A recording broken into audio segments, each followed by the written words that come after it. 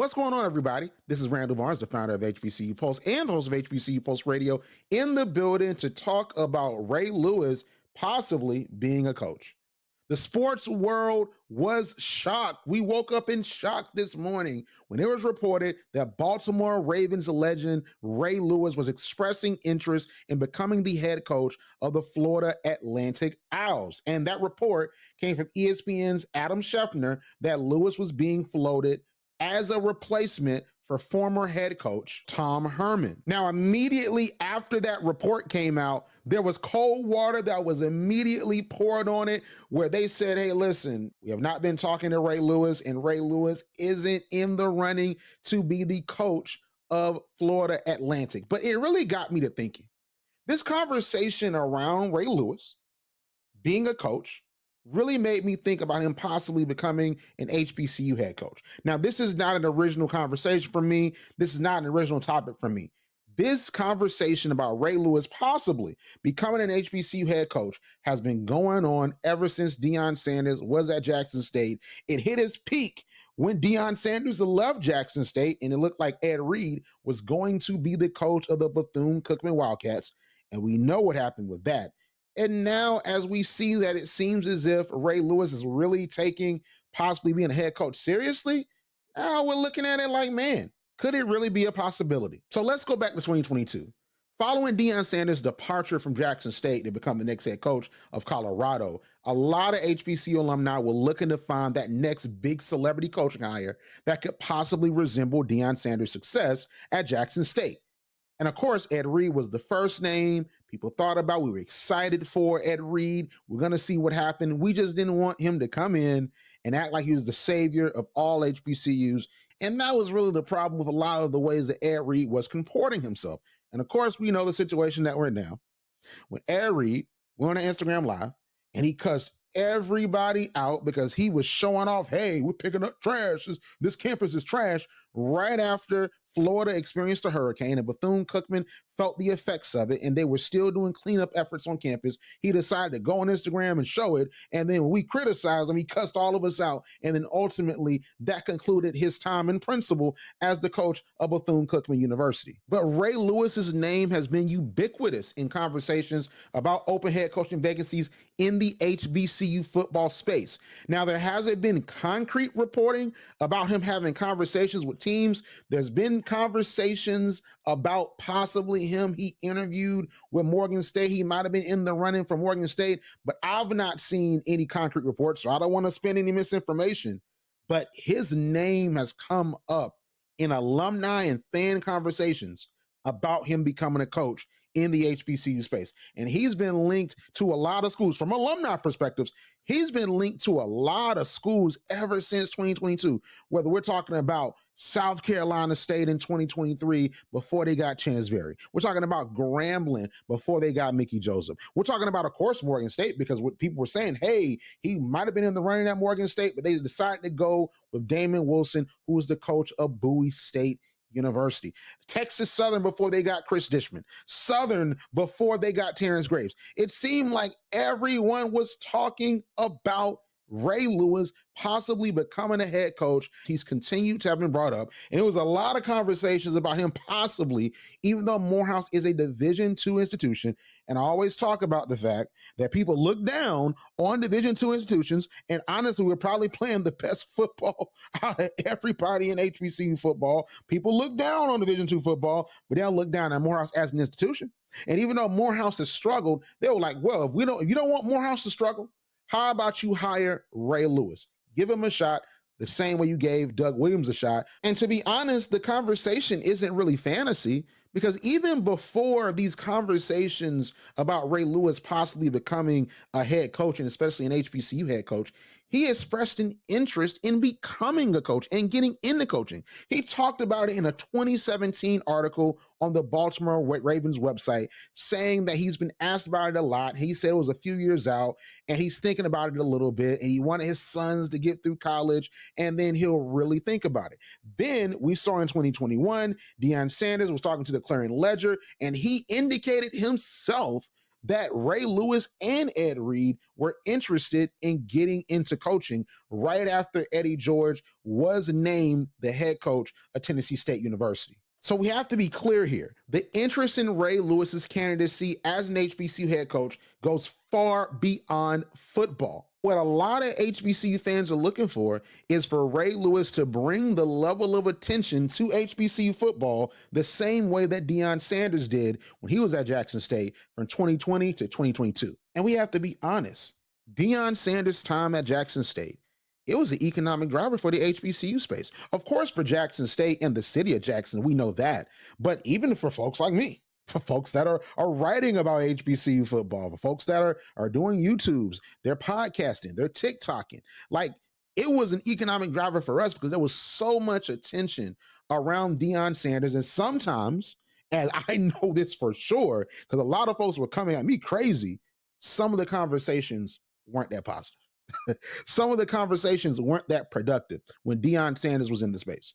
But we all was getting paid. We all were getting blessed by the newfound attention because folks wanted to know what was going on with Deion Sanders, what was going on with his opponents, what was going on with the Southwestern Athletic Conference. They wanted to know what was going on, and they were entrenched in Deion Sanders' success. So they were clicking on what we had going on. They were watching us. They were commenting to us, and we were getting paid, and great things were happening. Now, a lot of folks want Ray Lewis because of that. I'm not going to lie. Like if Ray Lewis decided, hey, I want to throw my hat in the ring for, let's say, North Carolina A&T's job comes up, I'd be happy. Go ahead, Ray Lewis. If, hey, Alabama A&M comes open, hey, well, I'm going to throw my hat in that ring. That'd be amazing because, yeah, it would be great to get that type of attention back, and we can really make this money and get where we going. That it is what it is. I'm here all day. We with Clutch Points. We doing HBCU Post Radio, so I'm with it. But we also have to look at it from another standpoint.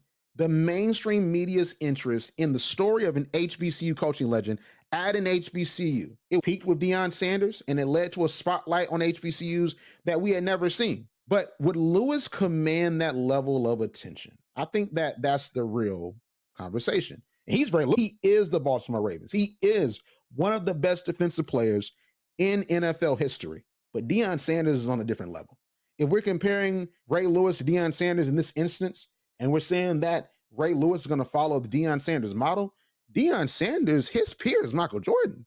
Like when you look at the 90s and you look at the sports icons of that time, Deion Sanders was Michael Jordan. If you look at his impact on culture and then the fact that he was dope at football, then he went to go play baseball and he was pretty good at it too. A part of me wonders if Ray Lewis would really resonate and connect with the culture the same way that Deion Sanders did when he was at Jackson State.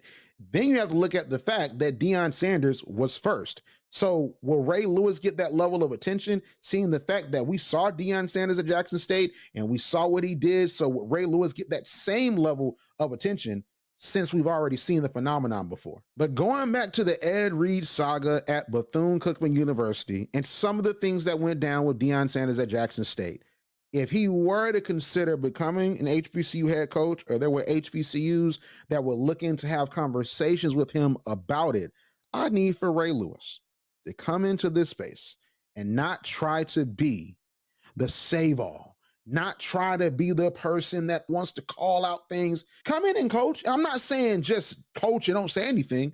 Yeah, bring light to things that you see have issues, but don't just be pessimistic. Don't just always try to find an issue somewhere. And we want an advocate. We want someone to advocate for HBCUs and shine a light on HBCUs. But at the same time, we don't want someone that's going to continuously be a harsh critic and think they're above everyone that works at an HBCU. Because I'm not going to sit here and lie to you. HBCUs have issues, just like all institutions of higher learning have issues. We're not unique in that scope, and we can fix our issues. And there are alumni and students that are working to address the issues that are happening at our institutions and are working with our administrators, our faculty and staff to fix those issues. But it's just the Deion Sanders experience, and then what happened with Ed Reed at Bethune-Cookman, it just got out of hand, and there were a lot of nasty narratives that were being proliferated because of the fact it was like, hey, we're going to come in and I'm going to let y'all know what y'all are doing wrong. We don't need, if Ray Lewis was coming to the HBCU space, we don't need that. We just need him to be an advocate, but also be an amazing football coach and go out there and make it happen. But we're talking about off the field. On the field factors have to be evaluated in this conversation as well. Because the college football world of 2021 and 2022, when Deion Sanders was at Jackson State, is not the same college football world that a Ray Lewis would enter into in 2025. It's totally different. The transfer portal and NIL is different. Things are changing. You have these different like court cases, possible legislation in regards to athletes being considered as employees. Like it's just so many different things going on in the college football landscape. The expansion of the college football playoffs, like it's so many things that are going on in college football that when Deion Sanders threw his hat in the ring in 2020 weren't happening, or at the very least, it was the onset of what we're seeing now. How would Ray Lewis navigate that? Then you got to look at what Deion Sanders came in with. Deion Sanders came in with Shedeur Sanders, who, yeah, that's his son, but was a 4-star quarterback and was really good. I covered him at Jackson State. I watched every game, and don't forget that 2022 Celebration Bowl. He is the man. And then that next year in 2022, you get the highest ranked recruit in the country in Travis Hunter that wanted to come to Jackson State. And he flipped his commitment from Florida State to Jackson State because he looked up to Deion Sanders. Like Deion came in with some guys, and he came in already having his son Shedeur wanting to play for him. Ray Lewis can definitely go get players. Ray Lewis can do that. That's Ray Lewis, specifically on defense. He can probably build a fearsome defense in the FCS. But with highly touted recruits, the level of Shedeur Sanders and Travis Hunter in 2025 and beyond, leave NIL money and that fame that comes with it to play for Ray Lewis at an HBCU. That's conversations that we really got to think about.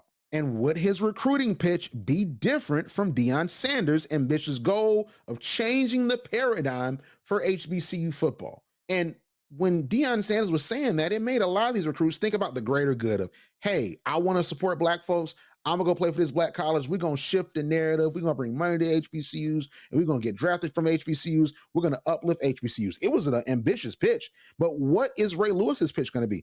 Is that going to be the same pitch? Because we might run into some issues in that lane.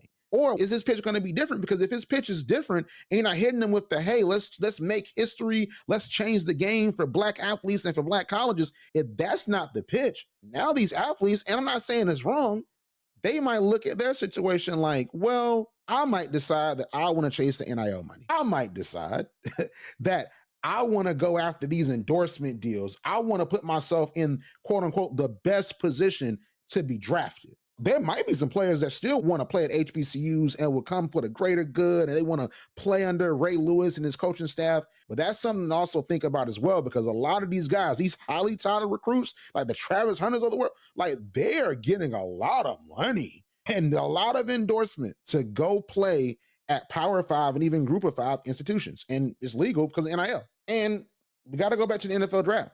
The NFL draft situation and the fact that in 2021, when Deion Sanders was in the space, even though we understand that 2021, we were coming off of the spring football season, there was no fall football. So that whole entire situation was a little bit weird in 2021. So that probably was the reason why HBCU players didn't get drafted. But in 2024, you got Davius Richard, you have Mikey Victor, you have all these amazing players in the HBCU landscape that didn't get selected, and teams did not expend draft capital on them, but they signed them in undrafted free agency. It is insane, right? So a lot of players might look at that and they might be like, man, like if I go to an HBCU, even if I play for Ray Lewis, will I get drafted? And the conversation is a bit unfair because the context is this. Yeah, draft capital might not be expended on HBCU players, but there are plenty of HBCU players playing in the NFL that were undrafted free agents.